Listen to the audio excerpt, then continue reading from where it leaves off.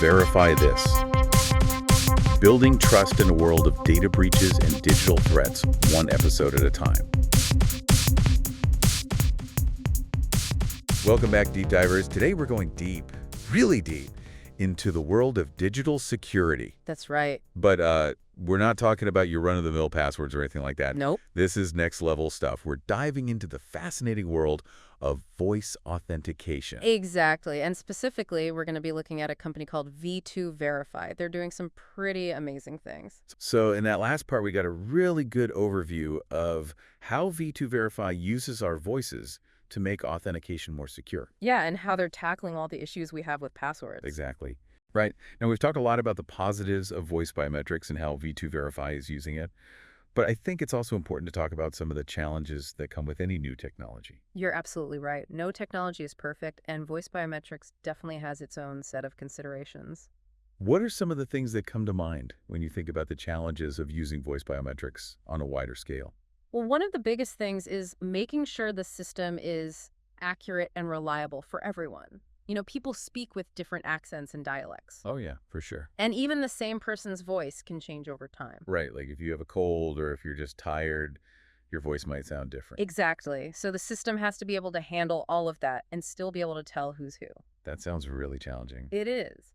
But it seems like V2Verify is aware of these challenges and they're working hard to address them. What are they doing to make sure their system is accurate? Well, for one thing, they've invested a lot in research and development. They're always refining their algorithms and testing the system in different situations to make sure it works for everyone. That's good to hear. It sounds like they're taking a very responsible approach. I think so too. And I think that's why they're becoming so well respected in the industry. They're not just trying to build a cool product, they're trying to build something that people can trust. So we've talked about how V2Verify is being used in banks, but I'm curious to know more about other applications for this technology.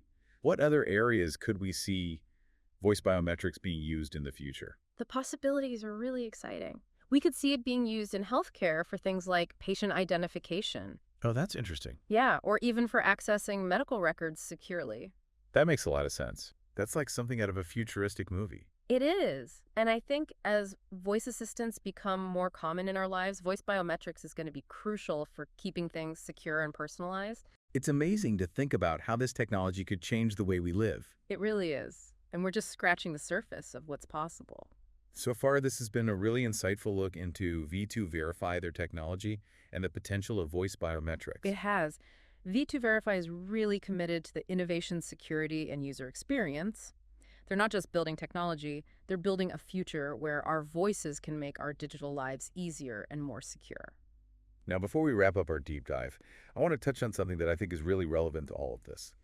The changing world of cyber threats. Of course. With AI advancing so rapidly, we're seeing a whole new wave of cyber attacks. Yeah, it's a bit unnerving to think about. It is. Cyber criminals are using AI to do things like create deepfakes. Right. Those are getting really convincing these days. They are. And they're also using AI to make phishing attacks more sophisticated and to automate hacking attempts. It's like we're constantly trying to stay one step ahead of the bad guys. It does feel that way sometimes. But the good news is that companies like V2Verify are also using AI to improve their security measures. So it's not all doom and gloom. Definitely not. There are companies out there that are actively working to fight these AI-powered attacks and protect our data. And that's where V2Verify's liveness detection technology comes in, right? Exactly. We talked about how it can tell the difference between a real voice and a recording, but it's also really effective against AI-generated voices. Oh, that's interesting.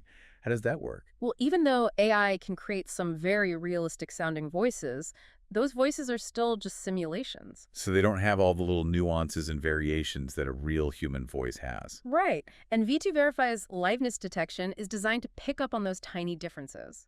It can tell in real time whether a voice is coming from a real person or an AI. It's like having a superpowered ear that can spot a fake voice from a mile away. You could say that. And that's what makes V2Verify so effective against these new types of attacks. It's reassuring to know that companies like V2Verify are on top of this stuff. Absolutely. As AI keeps evolving, we can expect to see even more creative solutions like this to counter the new threats. This deep dive has really opened my eyes to the world of V2Verify and voice biometrics. Me too. And I think the most exciting thing is that we're just at the beginning of this journey. Now, in the final part of our deep dive, We're going to look at some specific case studies that show how V2 Verify is making a real difference in various industries. So stay tuned, listeners, as we explore the real-world impact of voice biometrics and how it's changing the way we connect with the digital world. So hopefully this deep dive has given everyone listening a little bit more insight into this whole world of digital trust, and maybe even inspired you to take some steps to boost your own online security. Because ultimately, it's about asking yourself, how much do you trust the digital world? And what are you doing to protect yourself within it? That's a great question to leave everyone with. Thanks for joining me on this deep dive, everybody. We'll see you next time.